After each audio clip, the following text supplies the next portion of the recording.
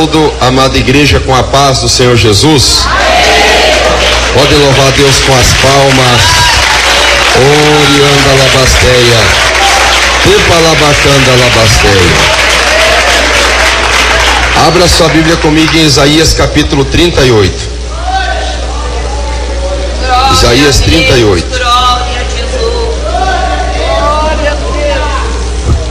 Quem achou, diga glória a Deus. Quem achou, diga glória a Deus. Isaías 38, verso 1.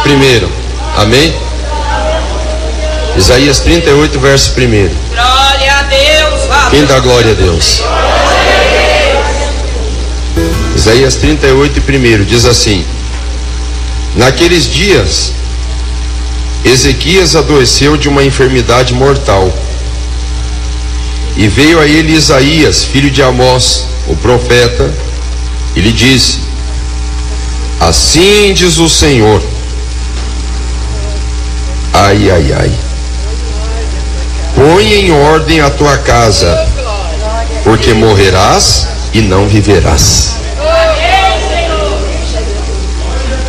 Levanta a mão e diga assim: meu Deus, fala comigo pela tua palavra nesta manhã. Pode assentar, irmãos, e podem glorificar a Deus com as palmas.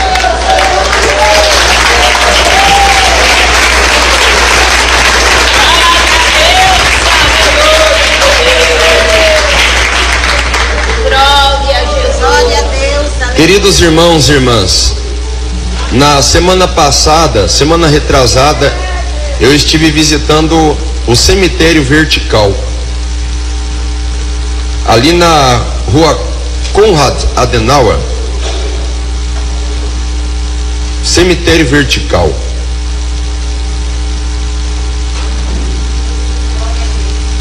Um assunto mórbido, né? Morrer, a morte. Já pensou? Algumas pessoas talvez pensam que são imortais, pisam nos outros, humilham os outros, xingam, vivem uma prática desordenada, fumando maconha o dia inteiro, cigarro, cachaça, prostituição, roubo, furto, agressão verbal, agressão física, o dia inteiro no WhatsApp, no Facebook, pensando que vão viver a vida inteira se exibindo na frente do espelho, postando fotos bonitas. A nossa vida em existência física aqui uma hora acaba. Vou fazer uma pergunta aqui: você está pronto para morrer? Você tem algum plano funerário? Que isso, pastor? Tem gente que diz assim: não é hora de falar nisso, daí morre e deixa a família pagando preço, né? E não é pouco. Incomoda quando é vivo, e a hora que morre incomoda mais ainda. Deus, aleluia. Ô pastor, tem que ter sensibilidade, irmãos. Nós temos que ter sensibilidade, mas nós também temos que ter realidade. Está pronto para morrer. Alguém diz: não, isso aí não precisa tocar nesse assunto, que o pastor não sabe quando que eu vou morrer. Eu não sei quando que eu vou morrer. Então, é porque a gente não sabe quando que a gente vai morrer que a gente tem que pôr a casa em ordem. E o que é pôr a casa em ordem? Nós temos que entender pôr a casa em ordem basicamente em 3 sentidos. É muito mais do que isso, mas é só um resumo, até por causa do horário. Colocar a casa em ordem significa nós colocarmos em ordem a nossa vida social, pagar as contas. Sabia que tem crente caloteiro? E não só crente, frequentador também. E sabe, segundo algumas pesquisas, o que mais gera a personalidade caloteira é o consumismo de pessoas que querem ter uma vida de novela. E alguns até dizem assim: não, eu sou crente, eu não assisto novela. Mas sabe o que virou a novela dos crentes hoje? Facebook, WhatsApp. Virou novela da crentalhada, vive só acessando nas redes sociais o que não precisa, o que não edifica. E daí depois sai para gastar. E daí sai para gastar, torra os limites do cartão, até usa as divisas alheias de crédito. E daí estão lá com o nome no SPC. E tem uns que botaram até o nome da sogra no SPC, o nome do cunhado, alguns do genro, e assim vai, né? Irmão, nós temos que estar pronto para partir para a glória a qualquer momento, mas temos que estar pronto para morrer também. Glória a Deus, glória a Jesus. A nossa vida social tem que estar em dia. Glória a Deus. Isso quer dizer pôr a casa em ordem, com a vida social em dia. Não dever nada para ninguém. Eu não devo um centavo para ninguém. Mas tem pessoa que você ofendeu, você não teve ainda coragem de pedir perdão. Você não é machão, corajoso, e não teve coragem de pedir perdão. Ou ainda pessoas que você talvez até pediu perdão, mas você mesmo não perdoou. A coisa está feia. Não adianta nada andar na doutrina, dizer que é crente e que corrige o erro de todo mundo e que é mais santo do que todo mundo e que daqui a pouco vai colocar meia dúzia de anjos no inferno porque é santão e não pede perdão e muito menos perdoou. Tem que botar a casa em ordem, meu querido. Tem que acertar as coisas, rapaz.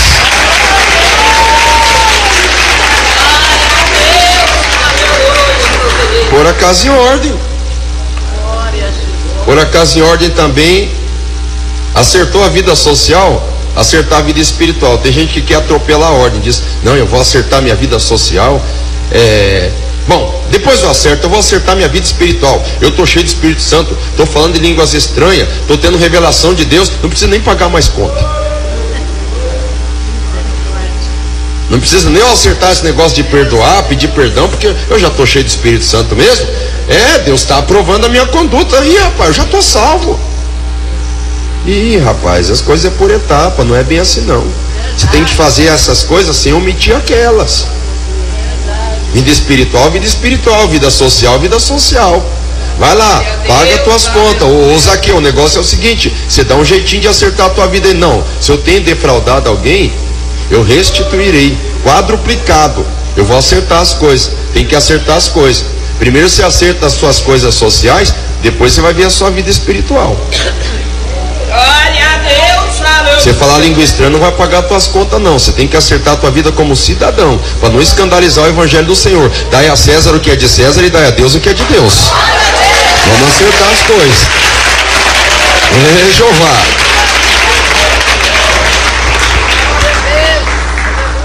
Põe a casa em ordem.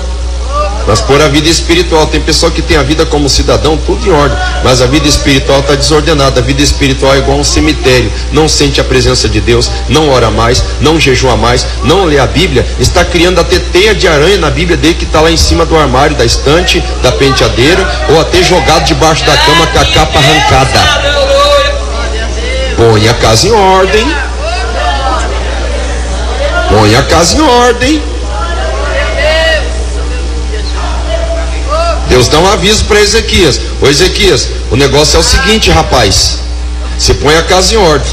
E é incrível aqui a numeração bíblica aqui, que tem uma arma de fogo que é a mais temida de todo mundo, mais do que a pistola, porque é a mais popularizada, que é o tal do 38, o calibre 38, né?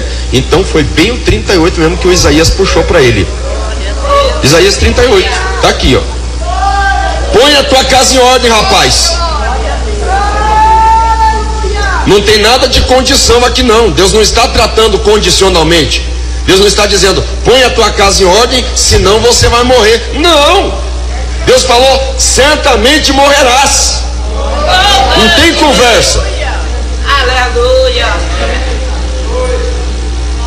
Põe a casa em ordem, porque morrerás e não viverás. Põe a casa em ordem. A Bíblia mostra um homem agora arrependido, né? O terceiro motivo de pôr a casa em ordem, eu já vou chegar lá. Calma aí. Quem está me acompanhando, dá glória a Deus. Vira pro canto, se apresenta diante de Deus e diz para Deus se lembrar do tempo que ele andou em retidão, injustiça, infidelidade, e chorou muitíssimo. São 4 atitudes muito bonitas. apesar dessas atitudes levarem mais a um tipo de justiça própria, quando ele está dizendo que ele fez alguma coisa útil, ó Senhor, eu sou um bom rei, eu não mereço morrer.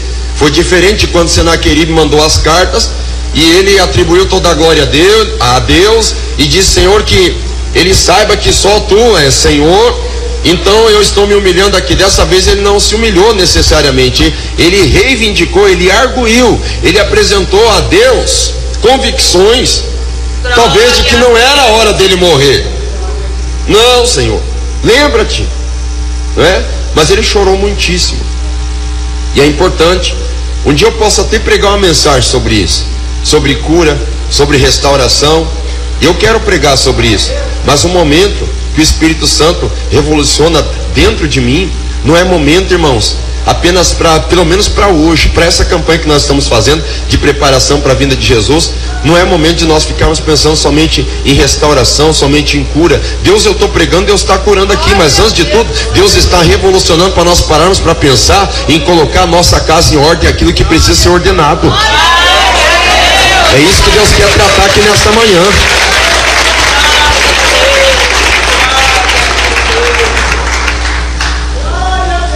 E Deus responde.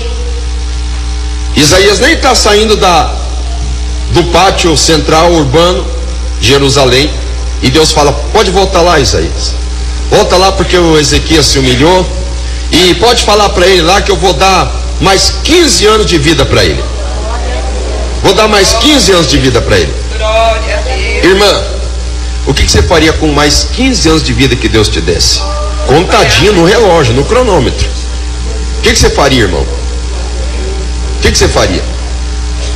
Ah, Deus me deu 15 anos de vida. Oh, que bom, eu vou viver. Teríamos diversas opiniões, diversas formas de encarar esses 15 anos que Deus dá. Oh, como Deus me ama, me deu 15 anos. Ah, mas eu sou demais, veja só. De Deus, aleluia. Só tem um detalhe, ele tinha 39 anos, porque a Bíblia diz que ele começou a reinar com 25 e reinou 29. Então ele morreu com 54. 54 menos 15, 39. Então ele tinha 39 anos aqui. Ele estava enfrentando uma grande dificuldade contra a Síria. A Babilônia estava rodeando por ali, amistosamente, mas na falsidade. E depois de tudo isso ainda vinha uma enfermidade sobre a vida dele.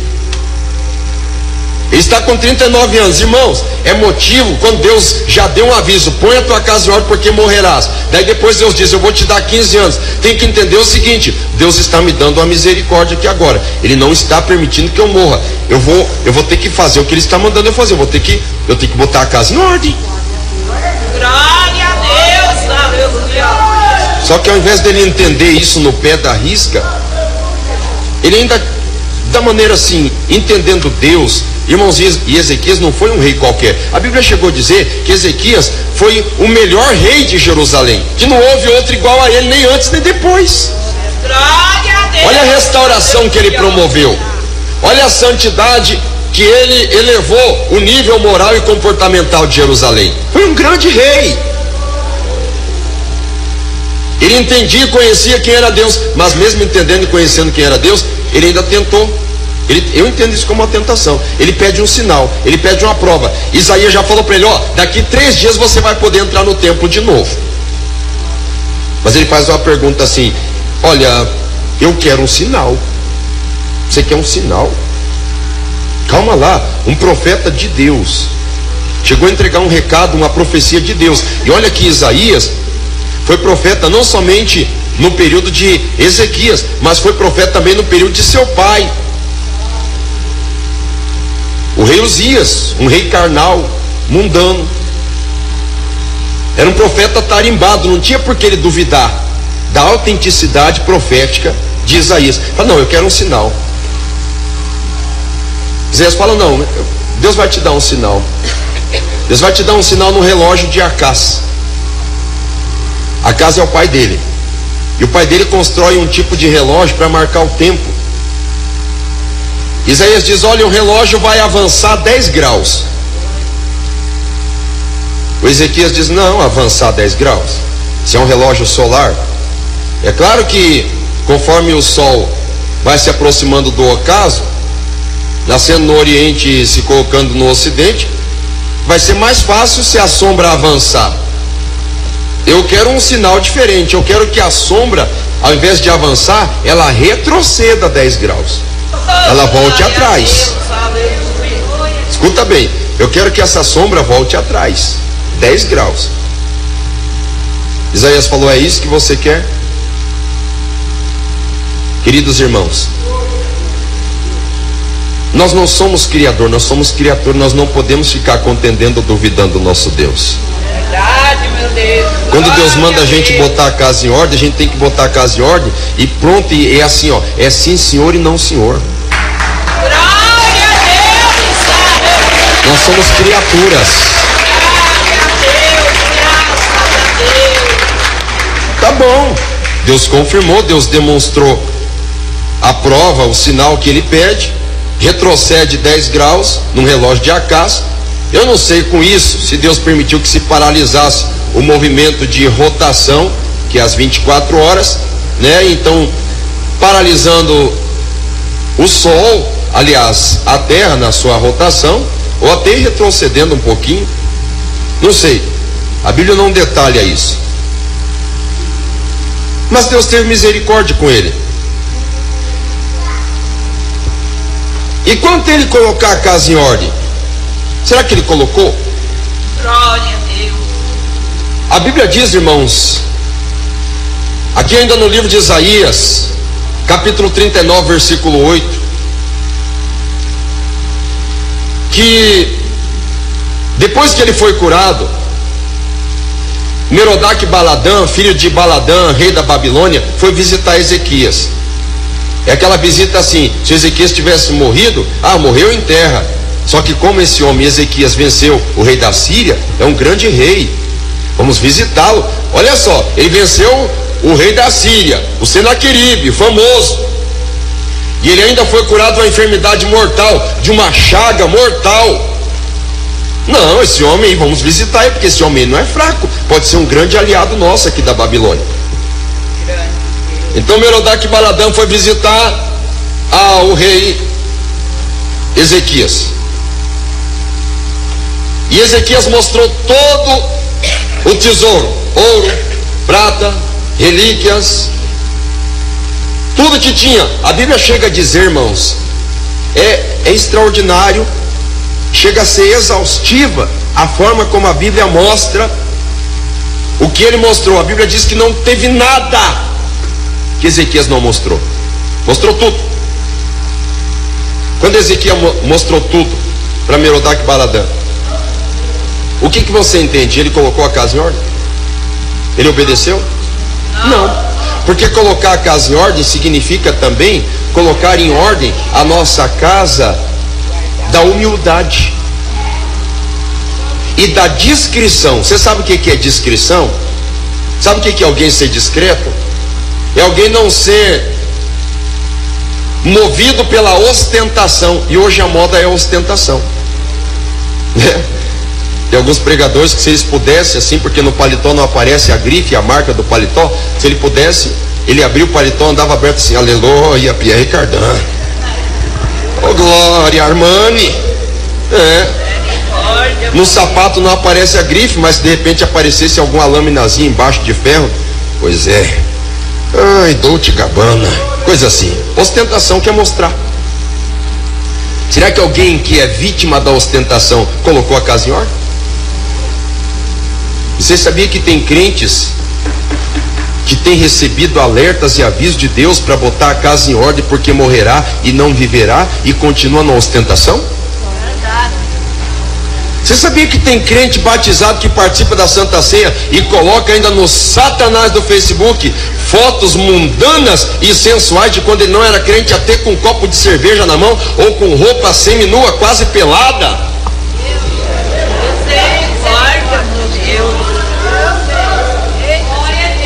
Você quer que eu diga declaradamente o que é isso? Ostentação, orgulho. Ezequias se orgulhou. A Bíblia chega a dizer aqui, em 2 Crônicas 32 e 25, que ele não correspondeu ao benefício que Deus lhe fez. Ele não correspondeu. Ele colocou a casa em ordem? Colocou nada. Colocou nada. Não colocou a casa em ordem, a sua vida social. Não colocou em ordem a sua vida espiritual. Não colocou a casa em ordem. Não colocou. Grande Deus. E é o que acontece. Muitas pessoas às vezes são confrontadas, são intimadas por Deus para serem crentes sérios, sinceros, para colocar tudo em ordem, mas ele não quer colocar em ordem, ele quer bagunçar.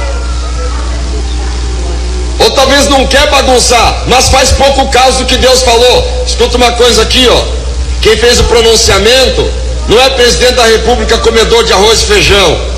Quem faz o pronunciamento não é um prefeito municipal, não é um governador, não é um contador, um juiz ou advogado, ou um pastor como eu aqui, como vocês, sujeito à mesma paixão que você.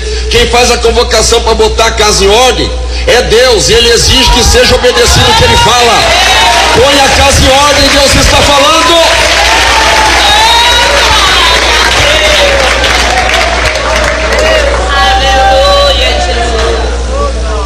Será que ele colocou a casa em ordem, irmãos?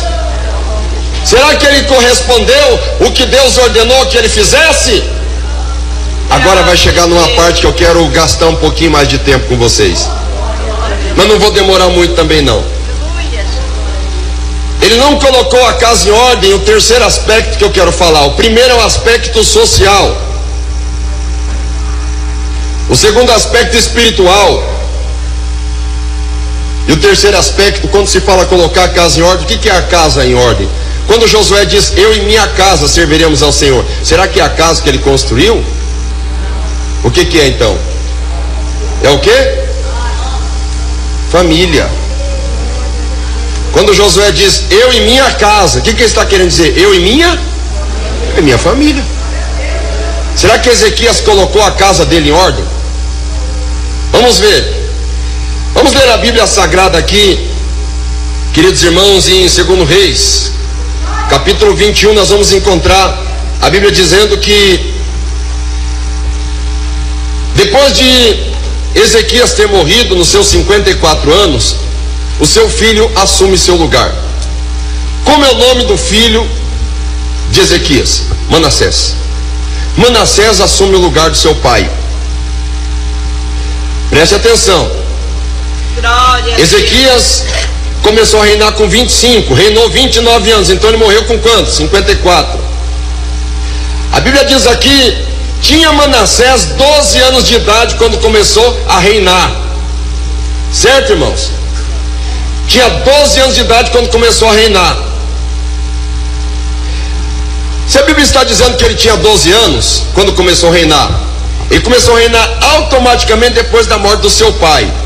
Começou a reinar com 12 anos. Isso quer dizer que Ezequias tinha 54. 54 menos 12, quanto é? 42. Com 42 anos, Manassés nasceu para Ezequias. E ele teve 12 anos para ensinar a Manassés, para colocar a casa em ordem. Por que colocar a casa em ordem? Preocupação com a sua descendência, preocupação com o futuro. Hoje eu estava no postinho de saúde, fui levar meu menino,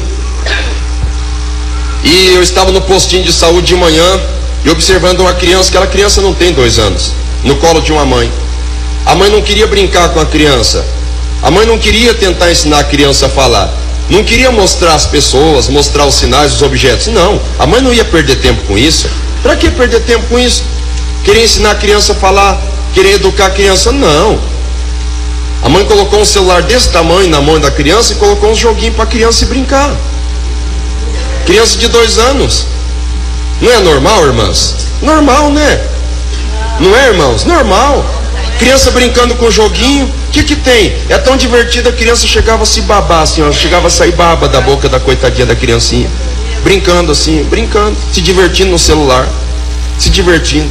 E eu falando, fala, Deus, eu vou pregar essa mensagem hoje de manhã mesmo. Pode falar. Deus me mostrando a preocupação dos pais de hoje.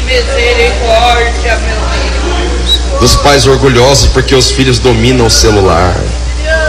Os pais orgulhosos porque os filhos dominam o videogame. Os pais orgulhosos porque os filhos mergulham na tecnologia. Escuta uma coisa aqui, irmãos. Precisa plantar capim? Precisa plantar carrapicho? Precisa plantar joio?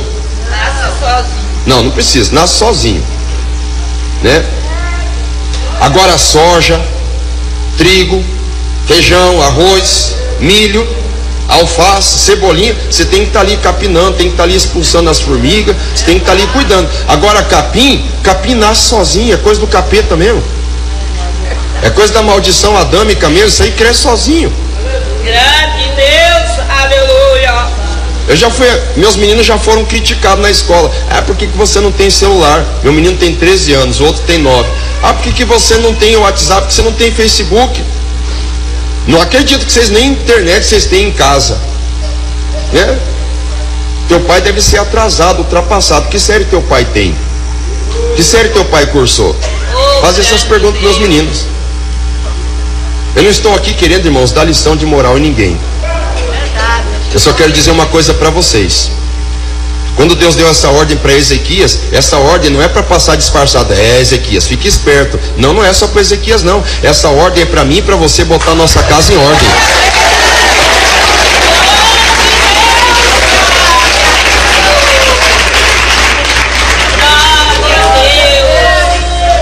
Ezequias teve quanto tempo para educar Manassés? Se ele começou a reinar com 12 anos, quanto tempo Manassés teve para aprender com o testemunho de seu pai? Quanto tempo? 12 anos. Tem gente que diz, não, tem que começar a educar o filho aos 10 anos. 10 anos, irmão. Tem gente que nem está preocupado e quer colocar o filho nas melhores escolas e dar mau testemunho em casa. Ensina o filho, meu filho, você tem que falar a verdade, você tem que aprender os bons valores. A hora que alguém liga no telefone, fala que o pai não está. Filho, você tem que ter compromisso com Deus. Mas o pai é sonegador, não dá o dízimo. Filho, você tem que amar o próximo. Mas a hora que chega em casa, o filho vê o pai falando mal do pastor, vê o pai falando mal do ministério, o filho vê o pai falando mal dos irmãos da igreja, o filho vê o pai batendo na mãe, vê a mãe batendo no pai. É aquela contenda dentro de casa, parece que está dentro do inferno, não está dentro de um lar. E daí depois ainda quer ensinar bons valores para os filhos. Isso é bom exemplo? Põe a casa em ordem. Põe a casa em ordem. Põe a casa em ordem.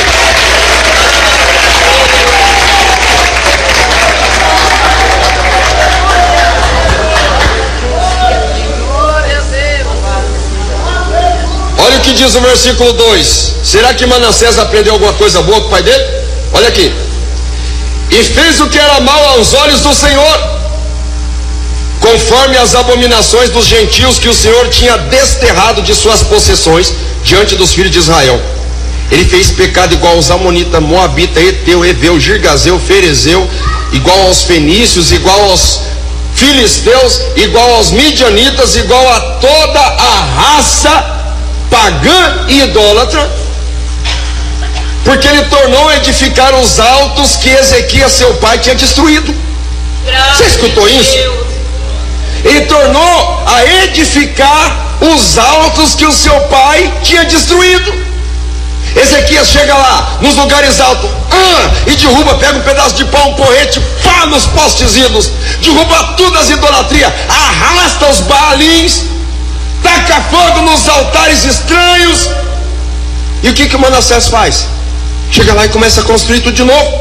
Levantou altares a Baal, fez um bosque como o que Acabe, o rei mais endemoniado de Israel, que nem judeu era lá do reino do norte, pois ele copiou um rei do norte. Você está me escutando? E se inclinou diante de todo o exército dos céus e o serviu. Quando diz exército dos céus, aqui a Bíblia não está tratando de Deus, o Senhor dos exércitos, de Yahvé de Sabaó, não. Quando a Bíblia diz de exército dos céus, é uma prática de necromancia, uma prática de astromancia, uma prática parecida até com o horóscopo e com a adoração ao zodíaco e a cabala pagã herdada da Babilônia. Isso é o exército dos céus. Edificou altares na casa do Senhor, dentro da igreja, dentro do templo santo construído por Salomão. Você está escutando o que eu estou falando? Dentro da casa do Senhor, aquele lugar que o Senhor falou. Olha o que Deus tinha falado: em Jerusalém eu colocarei o meu nome. E também, olha o que Manassés fez: e também edificou altares a todo o exército dos céus, em ambos os átrios da casa do Senhor. Nos dois átrios da casa do Senhor, ele construiu objeto de adoração de paganismo. Agora o que eu vou falar aqui é forte, se prepare. Eu estou falando de Manassés, que Ezequias teve 12 anos para ensinar. Escuta. E até fez passar o seu filho pelo fogo. Você sabe o que é isso? Grande Deus. A divindade Moloque, que muitos pais, quando está bravo com o filho, chamam o filho de moleque. É a mesma pronúncia. Moleque, fez passar o seu filho pelo fogo, oferecendo ao Deus Moleque, matou o filho queimado. Sem querer, Jesus, sem poder. Quem escutou o que eu falei?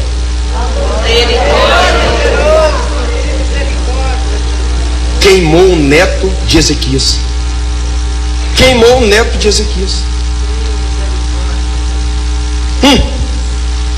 Adivinhava pelas nuvens, era agoreiro e instituiu adivinhos e feiticeiros.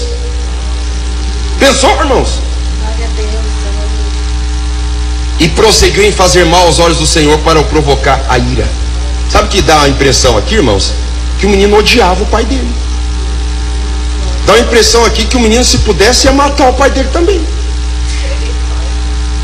Na verdade, segundo a tradição, que nós vamos encontrar lá em Hebreus capítulo 11, 37, segundo a tradição judaica, Manassés mandou cortar o profeta Isaías no meio. Daí é fácil a gente acusar Manassés: é o rei mais endemoniado, é o rei mais perverso, é o rei mais bandido, é o rei mais satânico. Só que presta atenção o que Ezequias diz a hora que Isaías profetiza para ele, dizendo assim: olha, você mostrou para Merodach Baladã tudo que tem dentro do palácio. Sabe o que eles vão fazer? Eles vão levar os seus filhos como escravos e vão castrar os seus filhos, vão virar eunuco na Babilônia, rapaz. Sabe o que o Ezequias tem coragem de falar? A hora que Isaías profetiza esta palavra, sabe o que ele fala? Isaías 39:8, olha o que ele fala: boa é essa palavra que você me disse, porque haverá paz nos meus dias. Tá bom essa palavra, vai ter paz nos meus dias. Ou seja, não acontecendo nada nos meus dias, enquanto eu estiver vivo, tá bom. A outra geração, me desculpe a palavra, a outra geração, filhos, neto, bisneto, que se dane. Não é? Você não entendeu isso que eu falei aqui? Ele falou: não, é boa essa palavra. Tá bom, nos meus dias haverá paz e verdade. Para mim, eu vivendo bem, não acontecendo isso nos meus dias, eu não perdendo o meu trono bonito, tá bom. Anda lá bastéria, anda lá maná bastéria. Isso é um pai? Isso é uma mãe? Por isso que às vezes alguns casais me procuram e dizem assim: eu vou me separar dela, porque eu odeio ela. Deus já passa a primeira pergunta: você tem filhos? A gente tem. Quantos? 3. Engraçado. Os pais preocupados em se satisfazer seus desejos carnais, arrumam uma mulher mais nova, ou a mulher arruma um homem que ela julga ser mais bonito, parecendo com as atrizes de vídeo de novela dessas televisão do Satanás. Daí então abandona. Quem vai sofrer? A geração futura, filho, neto, bisneto, tudo vira bandido ou qualquer outra coisa. Põe a casa em ordem, põe a casa em ordem, põe a casa em ordem, diz o Senhor. Põe a casa em ordem.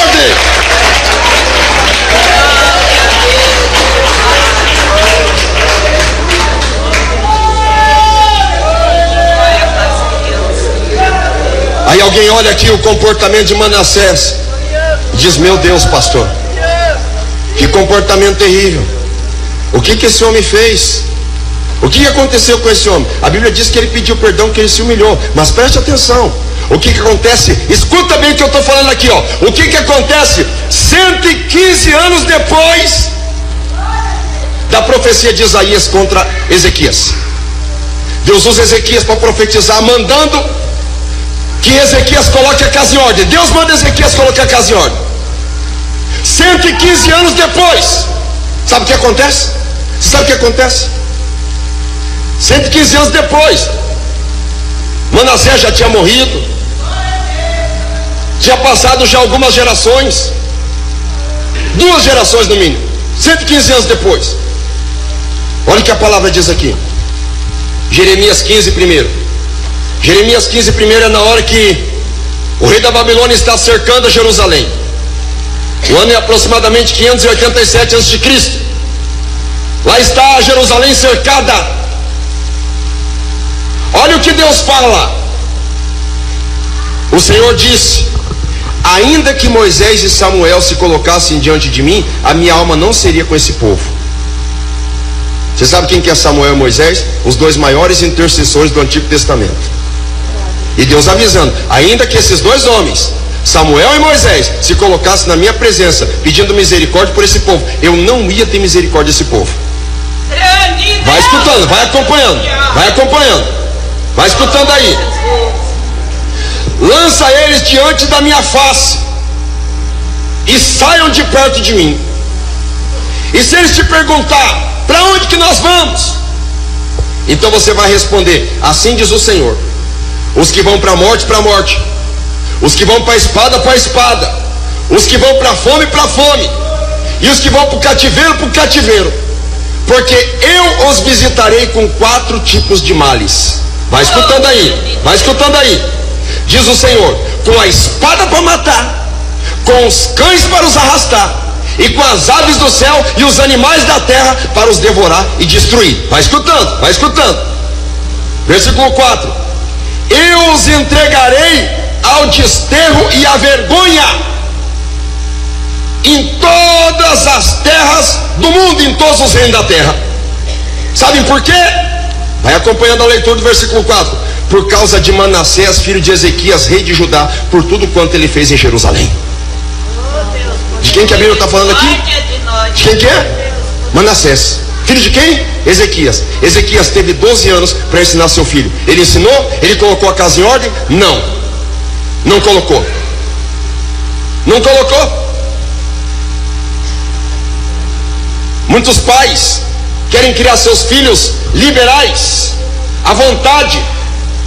Não ensina nada para os filhos. Nem a Bíblia. Nem ler uma vez por dia. Nem agradecer pelo pão. Você está criando filhos mundanos. Você está criando filhos endurecidos. Você está perdendo o seu tempo. Pode ser pastor, pode ser diácono, pode ser presbítero, pode ser o que for. Se você não cuidar da geração futura, você está jogando o serviço fora. Você pode participar da Santa Ceia, minha irmã. Você pode ser dizimista, seu dízimo pode ser 10 mil, 20 mil. Se você não estiver cuidando dos teus filhos, dos teus netos, ensinando na palavra, ensinando a verdade, você está gastando tempo fora. Você está jogando tempo fora.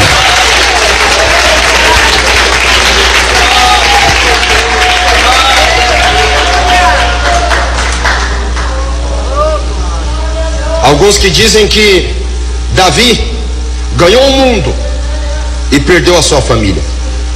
Há outros que dizem que Noé perdeu o mundo, mas ganhou sua família. Eu fico no ponto intermediário e acredito que Deus quer nos usar para que nós, junto com a nossa família, venhamos ganhar esse mundo através do nosso testemunho. É isso que eu entendo que o Evangelho nos ensina. É isso que a Bíblia quer dizer para nós desde Gênesis até Apocalipse.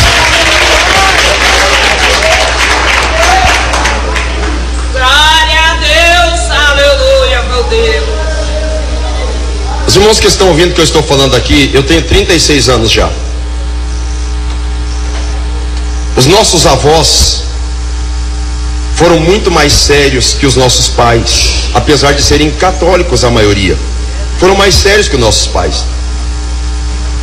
E os nossos pais foram mais sérios do que nós. O meu pai, por exemplo, a geração do meu pai, eu tenho certeza que na minha geração, nós como pais, ainda somos mais sérios e mais crentes que os nossos filhos. Agora preste atenção no que eu vou falar. Acompanhando esse raciocínio que eu fiz aqui, como será os nossos netos? Os nossos bisnetos? Ah, pastor, eu vou para o céu, glória a Deus, você está que nem Ezequias? Ah, essa palavra é boa, porque haverá paz e verdade nos meus dias. Ó, para a geração futura aqui, ó, tô nem aí, ó. É assim? Será que tem algum Ezequias aqui no nosso meio?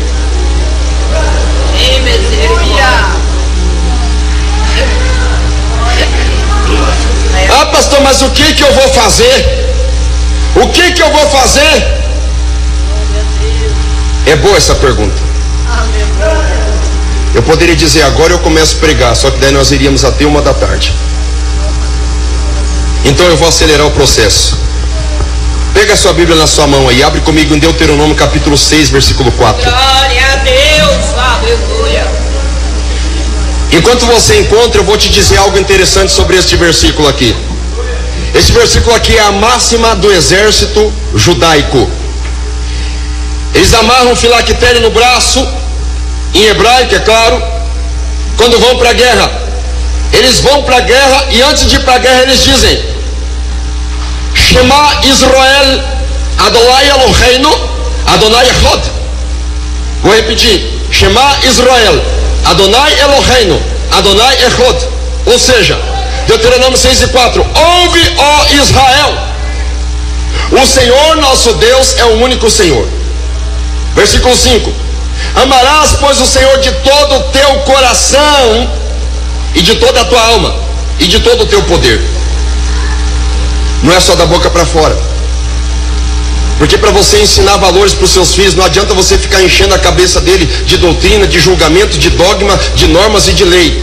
Porque ele vai te entender mais como um ditador do que como um pai que ama. Você, antes de querer ensinar alguma coisa, ensine pelo teu bom exemplo, porque você vai demonstrar que a lei não está só na ponta da tua língua ácida, mas está no teu coração. Está no teu comportamento, no teu coração. Escuta aqui, ó. Estas palavras que hoje eu te ordeno estarão no teu coração e as intimarás a teu filho.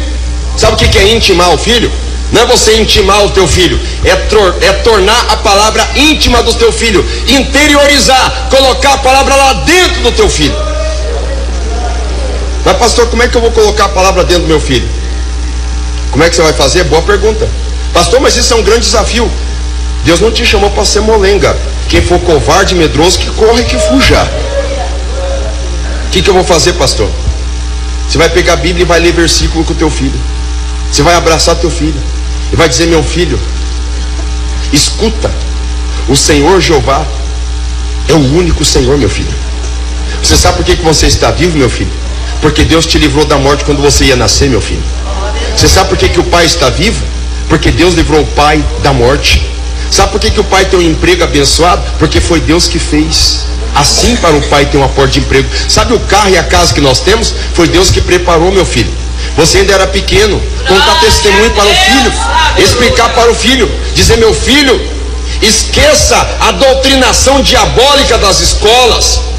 Esqueça a doutrinação diabólica do sistema ateísta que quer te desviar. Se não for Deus, meu filho, você não pode fazer nada, rapaz.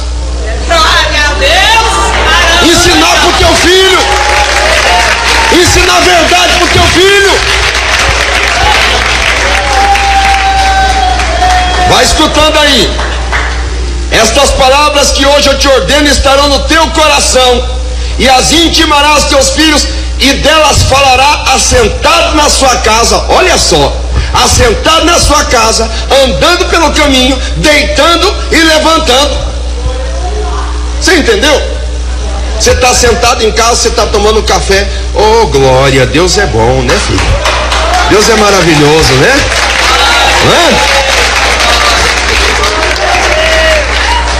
Você sentado na hora do churrasco, em vez de contar piada, vai falar do versículo bíblico de edificação para o teu filho.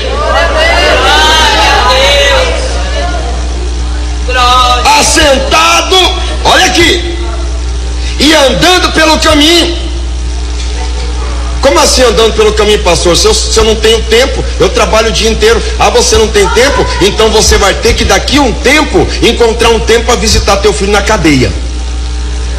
Porque se você não encontra um tempo para andar do lado dele, falando das coisas de Deus, pode ter certeza que você vai ter que ter um bom advogado para ele sair da cadeia, para daí você falar do evangelho para ele, mas daí pode ser tarde demais, meu querido.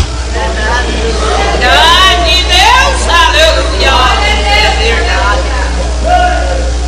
E não adianta nem querer reclamar, porque é Deus que está falando, põe a tua casa em ordem. Põe a casa em ordem enquanto dá tempo. Põe a tua casa em ordem.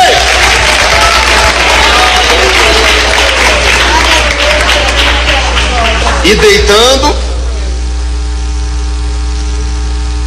Lembra aquelas historinhas bíblicas? Ah, tem um aplicativo de celular. Que aplicativo de celular? Joga fora isso. Lê a Bíblia. Teu filho não quer escutar aquela voz eletrônica do celular. Teu filho quer escutar a tua voz. Isso vai transmitir para ele que você ama ele, que você se preocupa com a salvação dele. Glória a Deus, glória a Jesus. E levantando-te. Isso é de manhã.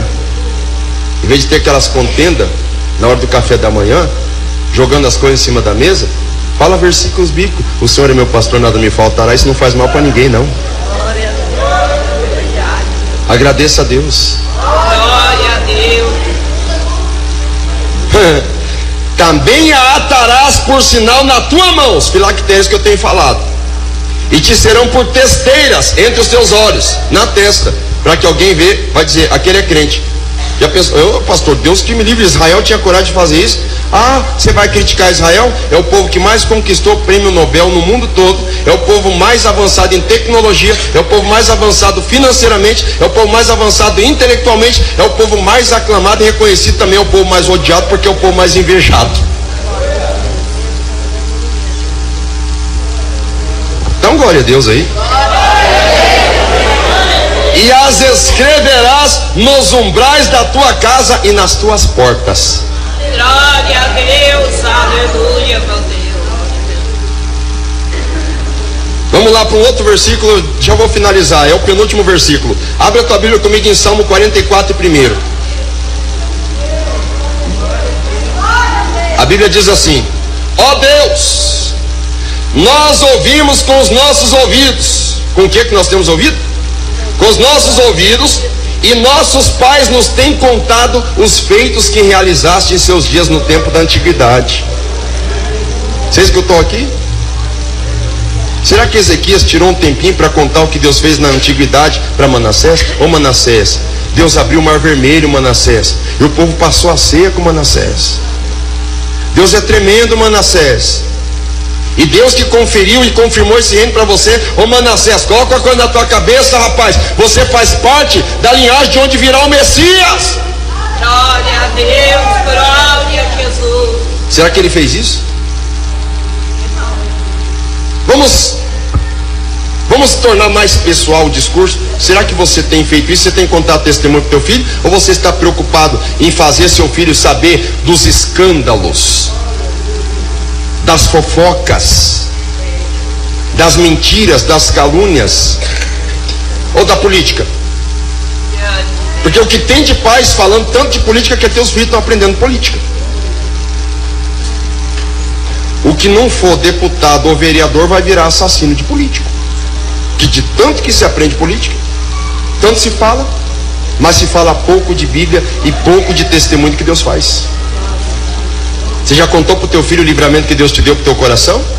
Você já contou para o teu filho o livramento que Deus te deu do acidente de carro? Você já contou para o teu filho a porta de emprego que Deus te abriu? Você já contou para o teu filho que o teu nome está escrito no céu, no livro da vida, e que se ele obedecer a Deus ele vai para lá também? Põe a casa em ordem, diz a palavra. Põe a casa em ordem. Aleluia. Quem dá glória a Deus? Agora eu finalizei. Finalizei agora, é verdade. Salmo 78:2. Abrirei a boca numa parábola e proporei enigmas da antiguidade, os quais temos ouvido e sabido, e os nossos pais nos têm contado. E nós não encobriremos aos filhos, mostrando a geração futura. Preocupação com neto, bisneto, tataraneto e assim sucessivamente. Ah, pastor, mas Jesus vai voltar logo. Isso é papo de preguiçoso. Jesus pode voltar amanhã, mas pode demorar mais tempo para voltar, rapaz. Glória a Deus. Isso é conversa mole, isso é a conversa de quem não quer ter cuidado com a família. Deixa eu te falar, o que não tem cuidado dos seus, negou a fé e é pior do que o infiel. Você escutou bem?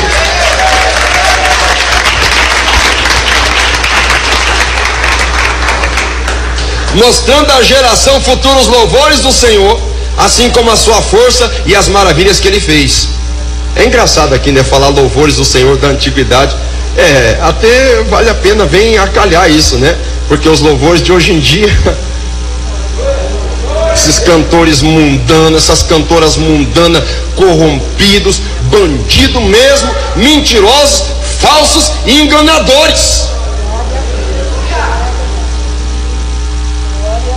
É Jesus amado.